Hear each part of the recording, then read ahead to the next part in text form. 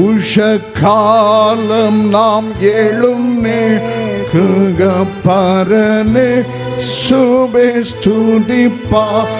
ഉഷകാലം നാം എഴുന്നേൽക്കുകപരനെ ശുഭേ സ്തുതിപ്പാ.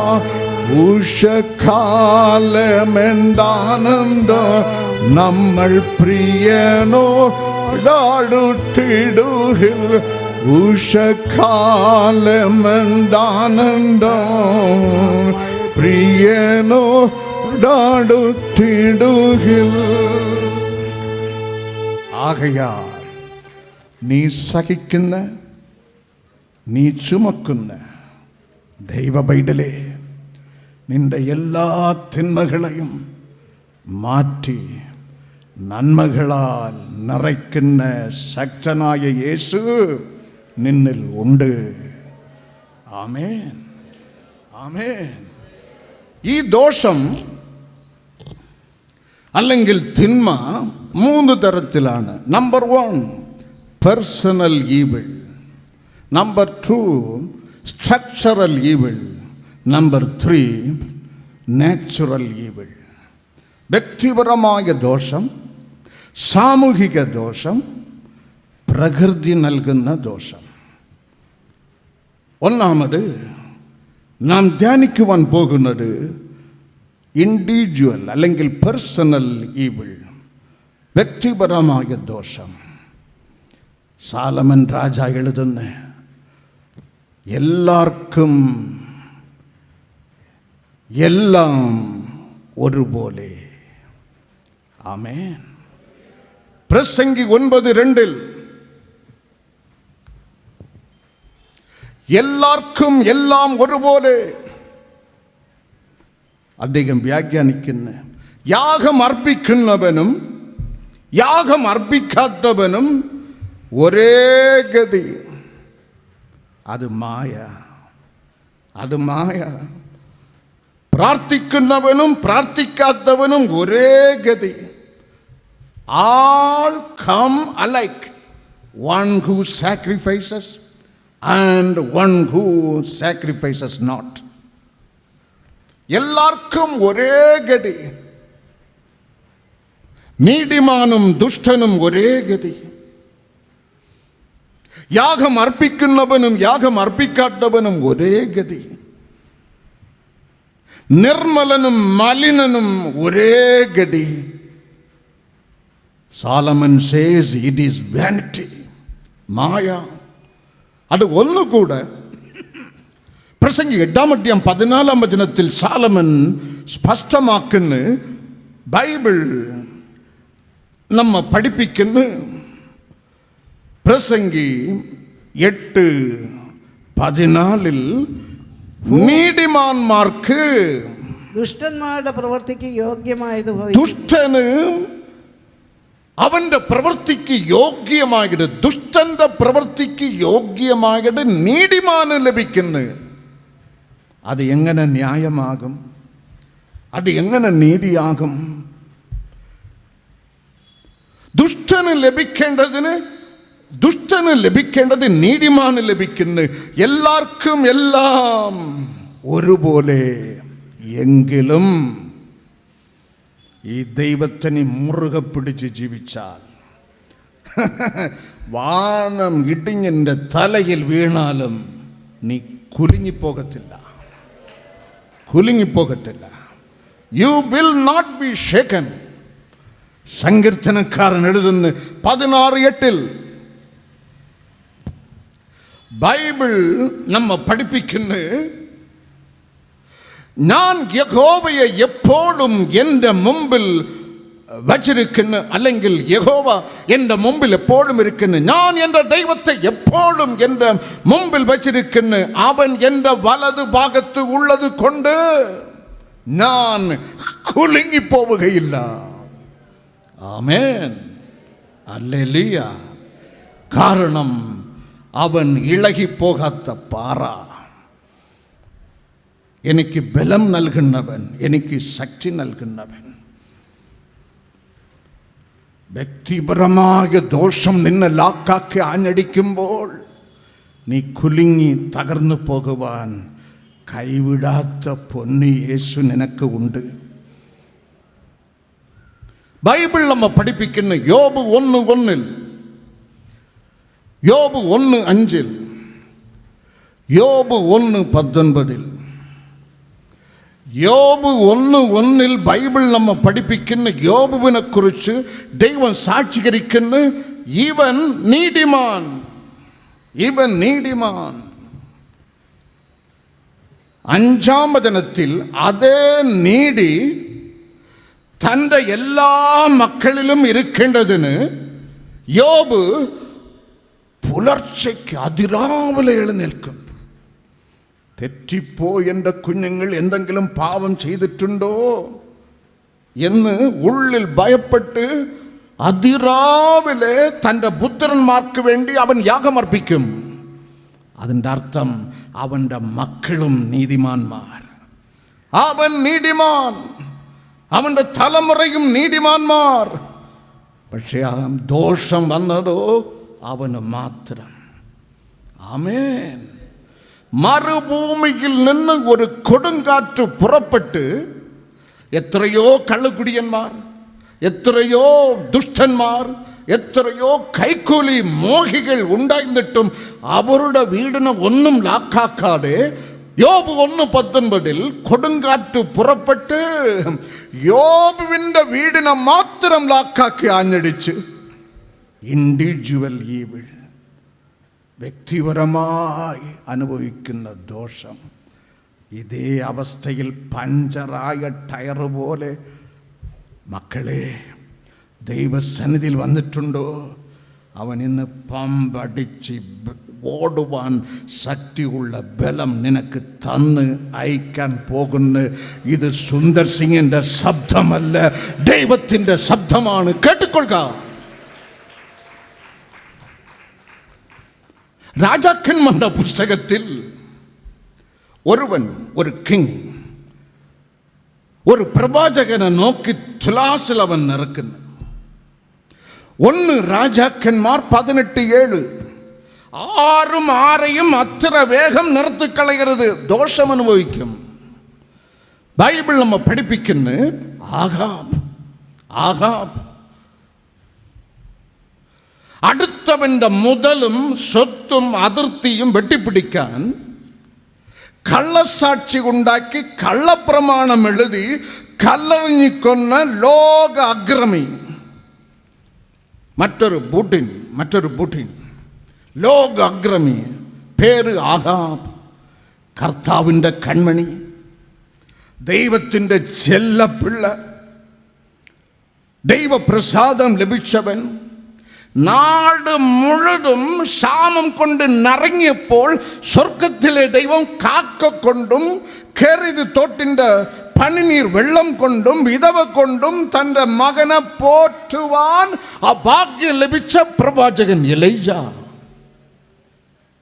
ഇഹലോക ശുശ്രൂഷ തീർന്ന ഉടൻ തന്നെ മരണം പോലും ദൈവം അനുവദിക്കാതെ അഗ്നി രഥം കൊണ്ട് തൻ്റെ ദാസനെ ദൈവം സ്വർഗത്തിലേക്ക് എടുത്തുകൊണ്ടുപോയി.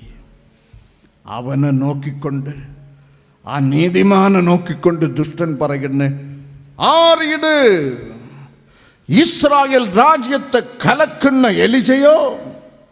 1 രാജാക്കന്മാർ 18-ാം അധ്യായം 17-ാം വചനത്തിൽ ആഹാബ് ഏലിയാവിനെ കണ്ടപ്പോൾ അവനോട്, ആരിത്? ഇസ്രായേലിനെ കഷ്ടപ്പെടുത്തുന്നവനോ? Are you that one who disturbs Israel? കഷ്ടപ്പെടുത്തുന്നവനോ, ഞങ്ങളെ കഷ്ടപ്പെടുത്തുന്നവനോ? പറയുന്നത് ആഹാബ് ദുഷ്ടൻ. ഇങ്ങനെയുള്ള ദോഷം നിന്നെ ലാക്കാക്കി ആഞ്ഞടിക്കും.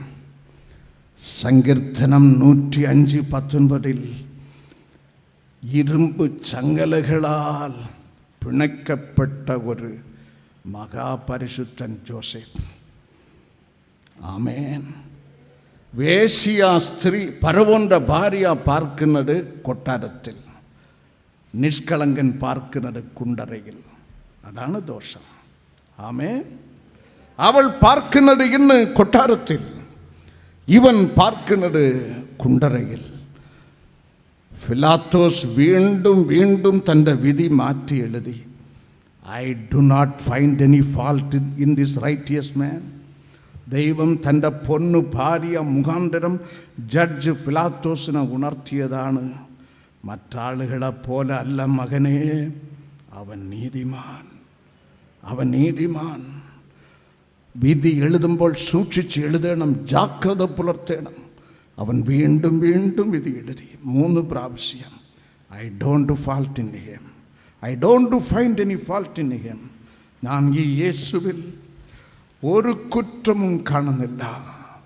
ജനം ബഹളം കൂട്ടി. We want a notorious criminal Barabbas. യേശുവിനെ ക്രൂശിക്കുക, യേശുവിനെ ക്രൂശിക്കുക, ബറബ്ബാസിനെ വിട്ടുതരുക.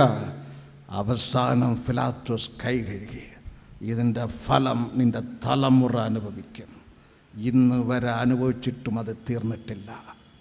നീതിമാൻ ദുഷ്ടന് പോകേണ്ടത്, നീതിമാന് വരുന്ന വിചിത്രം.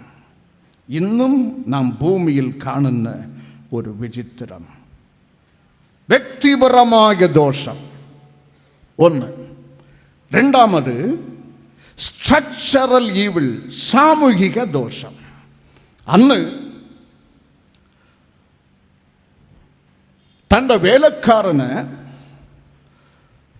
തൻ്റെ മകൻ ഇസഹാക്കിന് പെൺ നോക്കുവാൻ പറഞ്ഞയച്ച ആബ്രഹാം, ബൈബിൾ നമ്മ പഠിപ്പിക്കുന്ന ഉൽപ്പത്തി 24:22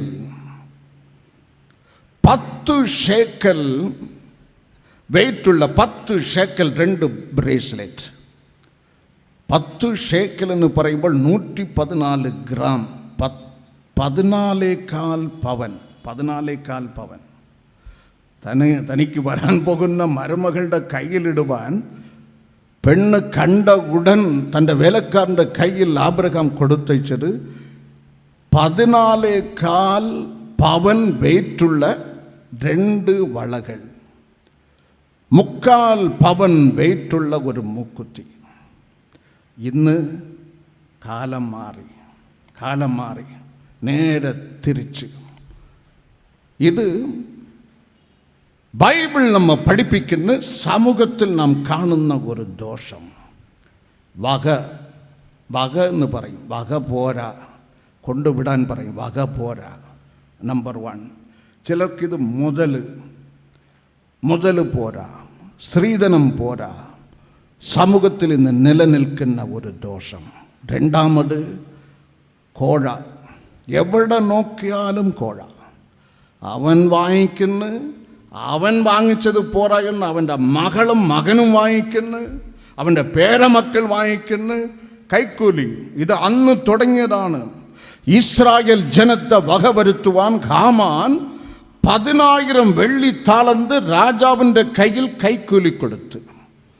സമൂഹത്തിൽ നാം കാണുന്ന ദോഷം. മൂന്നാമത് ഒരു ദോഷമുണ്ട്, അന്ധവിശ്വാസം.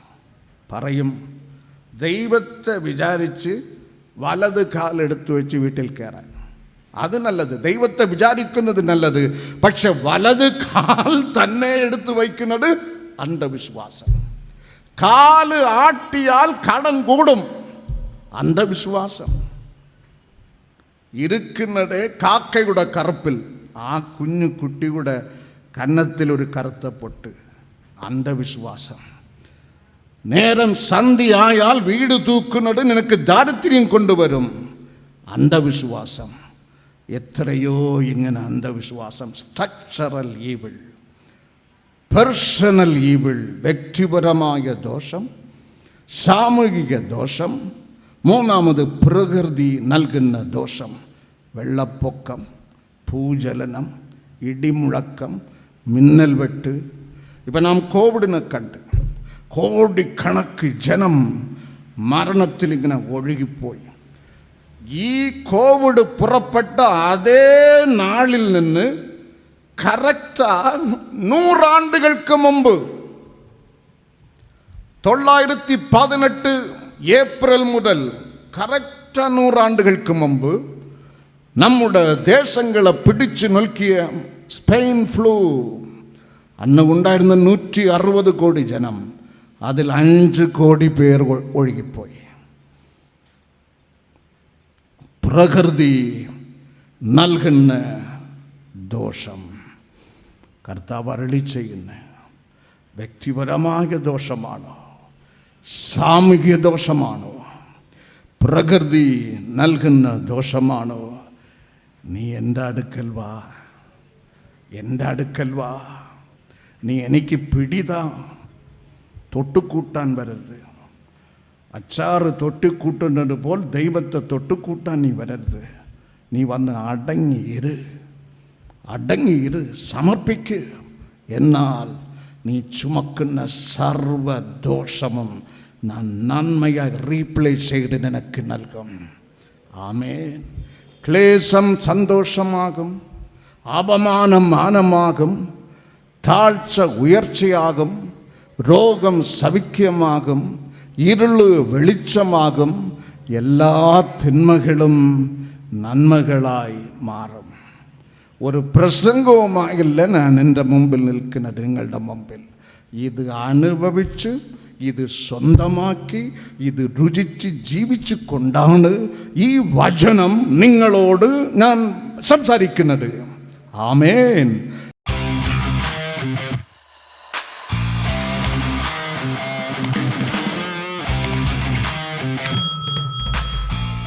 ഞങ്ങളുടെ വിലാസം: ministry of Jesus, prayer gardens, post box number 20, hospital junction, Neyyattinkara 695121, Thiruvananthapuram. Phone number 0471 222 0100.